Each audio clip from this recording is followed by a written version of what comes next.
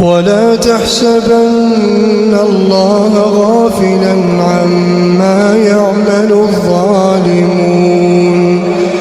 إنما يؤخرهم ليوم تشخص فيه الأبصار مهطعين مقنعي رؤوسهم لا يرتد إليهم طرفهم وأفئدتهم هواء